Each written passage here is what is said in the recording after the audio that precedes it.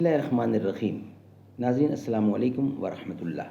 ناظرین، یہ کتاب خطہ پاک اوچ شریف مسعود حسن شہاب اردو اکیڈمی بہاولپور نے یہ کتاب لکھی ہے، ہم آپ تک پہنچانے کی کوشش کر رہے ہیں۔ ناظرین، وی لاگ نمبر 16 پہ ہم پہنچ گئے ہیں۔ آج کا وی لاگ نمبر 16 ہے اور اس کی 6ٹھی قسط ہے اور ہیڈنگ چل رہا ہے اوچ کی قدامت۔ اوچ کی قدامت یہ مین ہیڈنگ ہے۔ اس کی پانچ قسطیں پیش کر چکے ہیں، یہ 6ٹھی قسط ہے جو ہم آپ کے سامنے رکھنے کو جا رہے ہیں۔ Last river of Sindh. نحمدہ ونصلی علی رسولہ الکریم، بسم اللہ الرحمن الرحیم۔ انقلاب آئے گا رفتار سے مایوس نہ ہو، بہت آہستہ نہیں ہے جو بہت تیز نہیں۔ دنیا میں وہی شخص ہے تہذیب کے قابل جس شخص نے حالات کا رخ موڑ دیا ہے۔ ظلم پھر ظلم ہے، بڑھتا ہے تو مٹ جاتا ہے۔ خون پھر خون ہے، ٹپکے گا تو جم جائے گا۔ خطہ پاک اوچ شریف مسعود حسن شہاب اردو اکیڈمی بہاولپور۔ 6ٹھی قسط ہے جو ہم آپ کے سامنے رکھ رہے ہیں۔ دریائے جمنا کا دہانہ بھی دریائے ہاکڑا کے قریب ریاست چمیا ہی میں واقع ہے۔ یہی وجہ ہے کہ بعض جغرافیائی ہے اور یہ وہی دریا ہے جسے بعض مورخوں نے وادی سندھ کا گم شدہ دریا یعنی لاسٹ ریور آف سندھ گم شدہ دریا کہا ہے۔ وادی سندھ کے اس گم شدہ دریا کی قدیم گزرگاہ اوچ کے مشہور بزرگ سید جلال سرخ بخاری کے مزار کے قریب آج بھی موجود ہے۔ بی بی جیوندی اور بہاول حکیم کے مقبروں کو اس دریا کی کبھی کبھار اٹھنے والی لہروں نے مسمار کر دیا ہے۔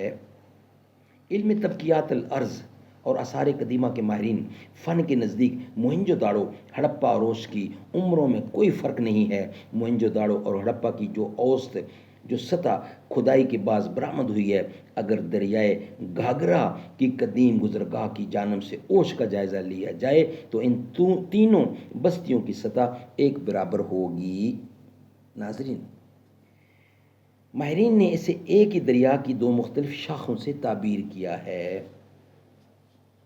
ماہرین آثار قدیمہ کی رائے یہ بھی ہے کہ اوچ کی موجودہ بنیاد اس کے اپنے قدیم تباہ شدہ بستی کے آثار پر قائم ہے اور یہی وجہ اس کی عام سطح سے بلندی کی ہے۔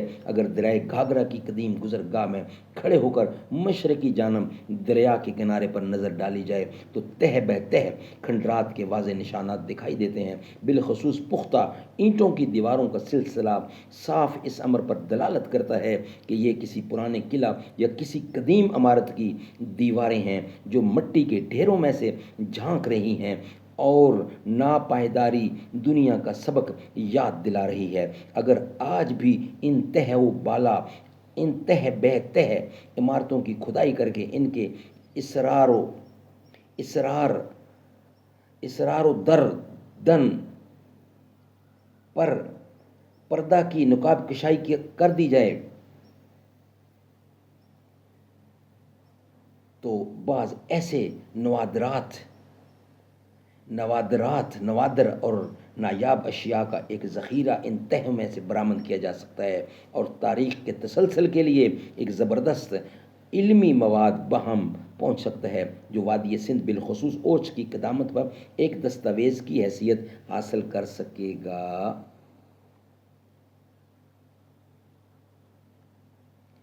ناظرین، یہ ولاگ ہم یہاں ہی کمپلیٹ کر رہے ہیں۔